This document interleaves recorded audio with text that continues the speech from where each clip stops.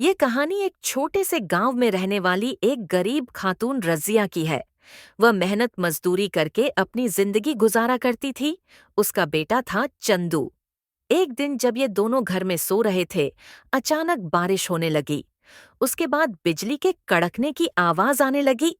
बारिश और बिजली के कड़कने की आवाजों से रजिया खौफजदा हो गई। उसने अपने बेटे चंदू को जगाया और कहने लगी, बेटा उठो, मुझे बहुत डर लग रहा है। जरा खिड़कियां बंद कर दो। चंदू अपनी अम्मी की तरफ से डर के लफ्ज को नहीं समझा, क्योंकि वह इसे पहली बार सुन रहा था। उसने उठकर घर की सारी खिड़कियां बंद की। फिर अपनी वालिदा के पास आकर पूछने लगा, अम्मी, आपने एक डर लफ्ज का इस्तेमाल किया था। आखिर ये डर क्या चीज होती है? तुझे मैं बाद में बताऊंगी। अब तू सो जा। अपनी बात कहकर रजिया सो गई, लेकिन चंदू की आंखों से नींद जा चुकी थी। वह जानना चाहता था कि आखिर डर क्या चीज होती है। वह घर से बाहर निकल आया और फिर डर की तलाश करने के लिए आगे बढ़ने लगा। बारिश जारी थी और वह बारिश में भीग चुका था। डर, तुम कौन हो? कैसे लगते हो? जरा सामने तो आओ। ये कहते हुए जब वह आगे बढ़ रहा था, अचानक एक खातून उसके सामने आ गई। अरे लड़के सुनो, क्या तुम मेरी मदद करोगे? मेरा बच्चा ऊपर झूले में है और झूला ऊपर रखा हुआ है। अगर तुम मुझे कंधे पर उठा लोगे तो वहां से मैं उसे निकाल सकूंगी और उसे दूध पिला सकूंगी। मेहरबानी करके मेरी मदद करो। ये खातून कोई आम खातून नहीं थी, बल्कि एक भूतनी थी। बिना कुछ सोचे चंदू ने उस भूतनी को अपने कंधे पर उठा लिया। लेकिन भूतनी, जो मौके की तलाश में थी, चंदू के गले को दबाकर उसे मारने की कोशिश करने लगी। चंदू को बहुत गुस्सा आया और उसने उस भूतनी को नीचे पटक दिया। ऊपर से नीचे गिर जाने से भूतनी घबरा गई। डर के मारे वह चीखने चिल्लाने लगी और चीखते चिल्लाते वहां से भाग गई। सुबह होते ही बारिश रुक चुकी थी।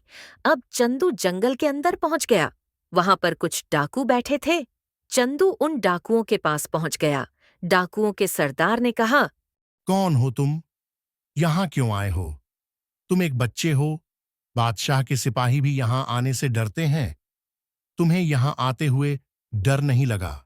आपने अभी कहा था डर। ये क्या चीज होती है? मैं यही जानना चाहता हूँ।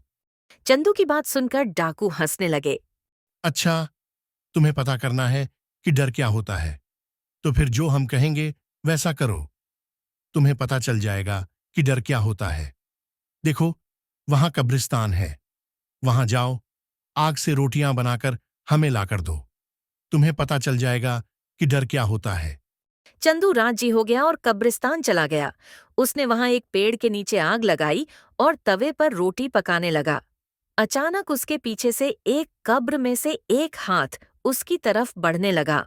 ऐ लड़के, मुझे भी एक रोटी दो। चंदू रोटी बनाने में मशरूफ था कि तभी उसे आवाज सुनाई दी। फिर उसने गरम चिमटे से उस हाथ को जला दिया। वह हाथ वापस कब्र में चला गया। चंदू ने पूरे आटे की रोटियां बनाई और डाकुओं के पास लेकर आ गया। आपने जैसा कहा मैंने वैसा ही किया, लेकिन डर मुझे कहीं नजर नहीं आया। लगता है तुम बहुत जिद्दी हो। हम तुम्हें डर नहीं दिखा सकते। रोटी हमें दे दो और डर को जाकर कहीं और ढूंढो। जब चंदू वहां से निकलकर आगे बढ़ रहा था, तो उसका सामना एक ज़ईफ बूढ़ी खातून से हो गया। अरे बेटे, इस वक्त तुम अकेले जंगल में क्या कर रहे हो? कहाँ रहते हो? क्या काम करते हो? दादी जान, डर क्या होता है? मैं यह जानने के लिए निकला हूँ, लेकिन अभी तक मुझे डर नहीं मिला। क्या आप मेरी मदद कर सकती हैं? अच्छा, तो तुम डर का पता लगाने निकले हो? मेरी एक पोती है, सारा। वह उस्तानी है। वह तुम्हें डर के बारे में बता सकती है। तुम मेरे साथ चलो। यह कहकर वह बुजुर्ग खातून चंदू को अपने घर ले आई। ये जानते हुए कि चंदू डर की तलाश में निकला है, सारा ने खाना तैयार किया। दोपहर के खाने का वक्त था। सारा ने चंदू के सामने खाना परोस दिया। अरे ठहरो, मैं सब्जी का कटोरा लाना भूल गई। ये कहकर सारा चूल्हे से कटोरा लाई और उसे चंदू के सामने रख दिया। जब चंदू ने कटोरे से ढक्कन हटाया, तोता बाहर निकला और उसके चेहरे के सामने पर फड़फड़ाने लगा, वहां से उड़ गया। ये इतना अचानक हुआ कि चंदू सहम गया। चंदू जो सहमा हुआ था, सारा ने उसे ऐसे देखकर कहा, कटोरे में से तो तोता निकला है, इसमें डरने की क्या बात है? अब तो तुम्हें समझ में आ गया होगा कि डर क्या होता है। अच्छा, तो ये था डर। हाँ, मैं समझ गया। चलो अब मैं घर चलता हूँ। मेरी वालिदा मेरा इंतजार कर रही होंगी। अगर आप लोग भी मेरे साथ चलेंगी तो मेरी वालिदा बहुत खुश होंगी।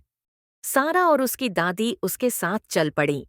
जब चंदू की वालिदा ने सारा और उसकी दादी को साथ देखा तो वह बहुत खुश हुई। चंदू ने सारा से शादी कर ली और वे खुशहाल जिंदगी बिताने लगे। लेकिन पूरी जिंदगी चंदू को डर का सही मतलब समझ में नहीं आया। बहादुर इंसान के लिए डर कैसा होता है?